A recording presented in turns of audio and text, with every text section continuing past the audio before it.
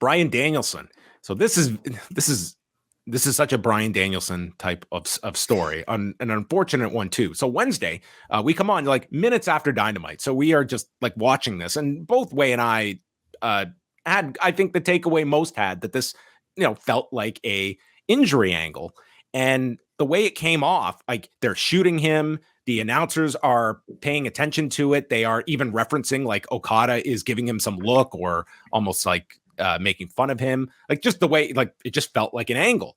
We learn later that no, he does have an orbital bone injury, but in fact, this was an injury angle, but an injury angle for a real injury because I think it was SI.com that was the first to report that he suffered the injury a week prior in the match with Andrade on Collision. So he comes into this match and works it with an orbital bone injury, which does not sound like a great idea, especially when the finish is, okay, you're going to give me a Superman punch to the face.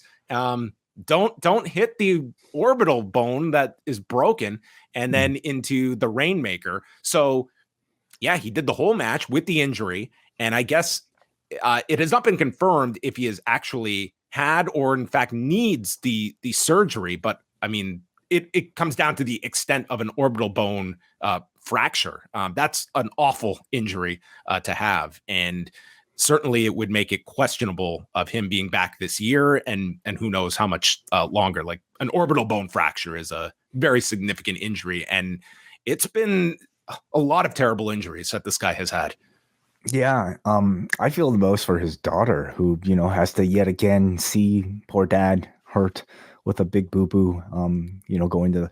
I mean, you say it in jest, but like these injuries, like for somebody that is a father, and it's like he spent his whole summer with a broken arm, with a rod inserted. Like these are things like you can't play with your kids, or you can't just do regular daily functions. And you've just come back from one injury that required all this rehabilitation, and boom, now we're into the next phase of rehab. Like that gets tiresome when you have a lot of other priorities in your life besides pro wrestling.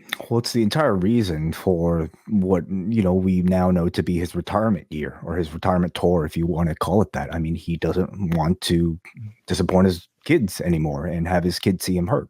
So whether or not this cuts that short, the deadline, according to the story, is that before his daughter turns 7, he will be taking himself out of full-time professional wrestling. And whether or not that still continues to be true with this layoff, we wonder. It's disappointing, but at the same time, maybe this is more of a sign, for him to not necessarily have this be the main thing in his life anymore.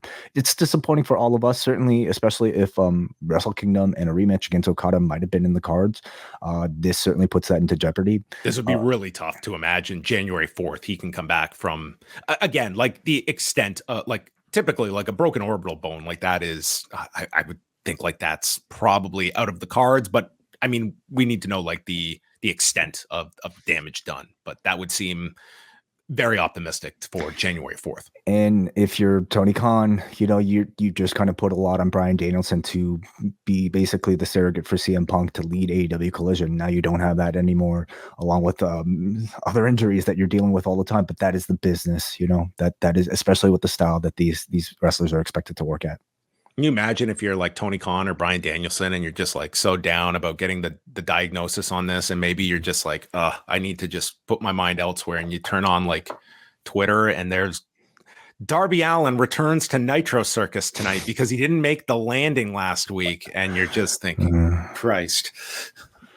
Well, how does this guy get up from all that he does? And here's like an errant injury for to Bryan Danielson. He's much younger and he's much crazier, I would say, than even Bryan Danielson. But you don't think Danielson's going to try Nitro Circus? Another lifetime, perhaps. So, yeah, and if you saw Collision, it does seem like Claudio Castagnoli, of course, he's got the match with Orange Cassidy Wednesday, but I think whether it's like as a stand-in for Danielson, I think we're getting an Okada Castagnoli match at some point, and that's, I mean, not a poor substitute. Not at all. Now, is it Wrestle Kingdom worthy if Bryan versus Okada was going to be the plan over there? No, it's not yet. But in match quality wise, I think it could very well be. So I look forward to that match a lot too.